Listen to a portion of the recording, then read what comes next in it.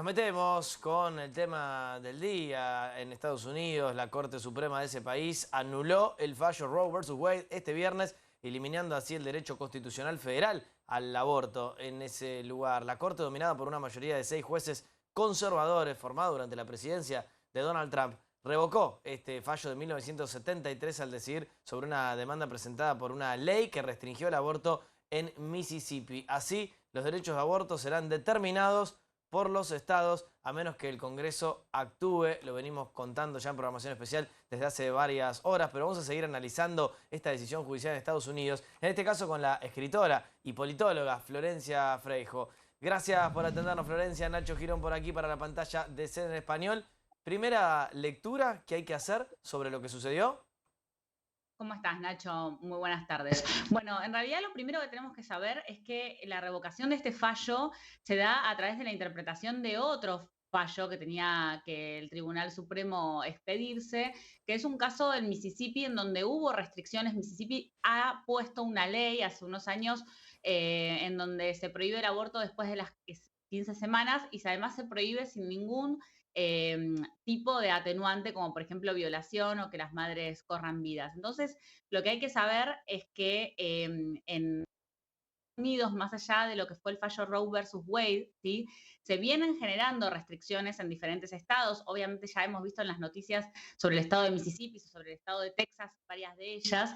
Y dentro de esas restricciones, ¿sí? Que están por fuera de lo que es la interpretación de la ley suprema, es que hoy entran, obviamente, en coalición y se expide nuevamente el Tribunal Supremo, ¿sí? Sobre, bueno, básicamente que cada uno de los estados tiene la potestad de decidir sobre las restricciones al aborto, al acceso al aborto por parte de las mujeres. Entonces, la primera interpretación que hay que hacer es por qué durante todos estos años, más allá de las restricciones que hubo año a año en los estados, no se generó una ley, ¿no? Viendo estas situaciones que en algún momento esto iba a llegar, esto iba a pasar en algún momento, sobre todo si tenemos en cuenta cómo ha avanzado los movimientos conservadores, ¿no? De una praxis religiosa también muy fuerte.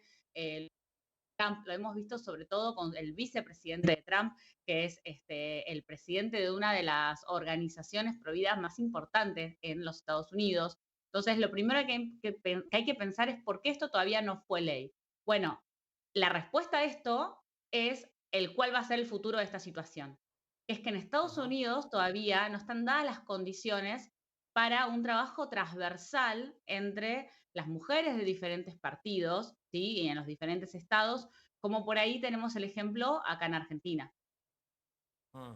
Bueno, justamente hacia ahí quería dirigirme, ¿no? Las consecuencias quizás esperables o no tanto de este, bueno, reciente fallo, ¿no? Recién salido de la Corte Suprema de Justicia de Estados Unidos. Lo que falló la Corte, ¿impedirá efectivamente que se realicen los abortos o será, como dijo el propio presidente de Estados Unidos, Joe Biden, que va a complicarle el acceso a ese derecho todavía más a las mujeres, sobre todo a las mujeres que menos recursos tienen? A ver, el aborto es una práctica social que se hace Mm. siglos. Eso no va a cambiar. Efectivamente, lo que cambia es el cómo se va a realizar estas prácticas.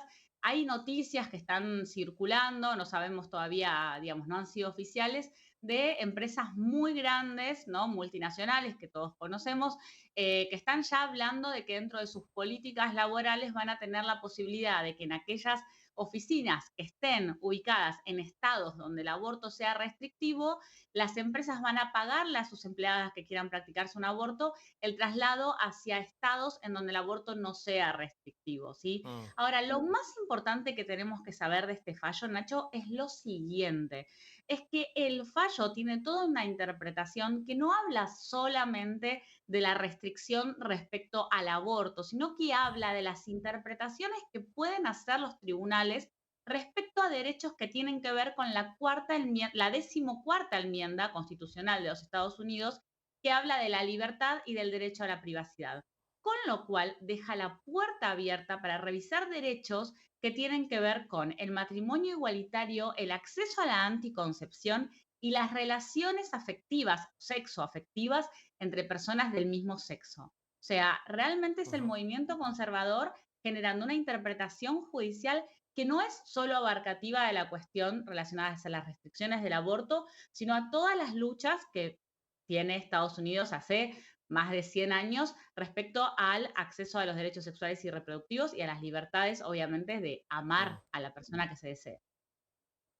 Y Flor, aprovechando que sos politóloga también, y aquí veníamos contando esto, ¿no? Cómo el foco ahora va a estar puesta en las cortes locales. Eh, ¿Por qué esta decisión ahora? ¿Por qué después de tantos años, de 1973? ¿Es estrictamente una cuestión política? Y repregunto, ya que es política o si fuera política, ¿se podrá revertir en el futuro?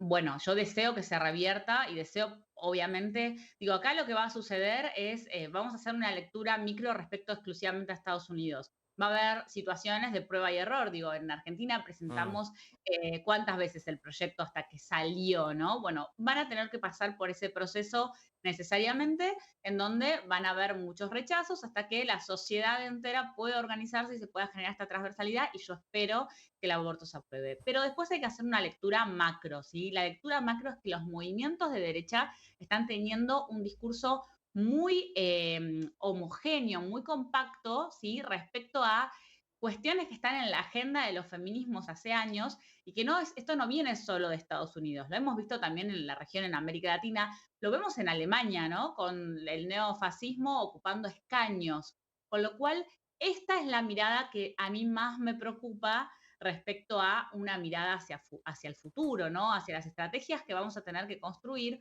porque ya no son movimientos políticos con disputas políticas que pueden ser heterogéneas entre sí, sino que son muy puntuales y es justamente contra la agenda de los derechos de las mujeres, ¿no? Y del colectivo de la diversidad sexual.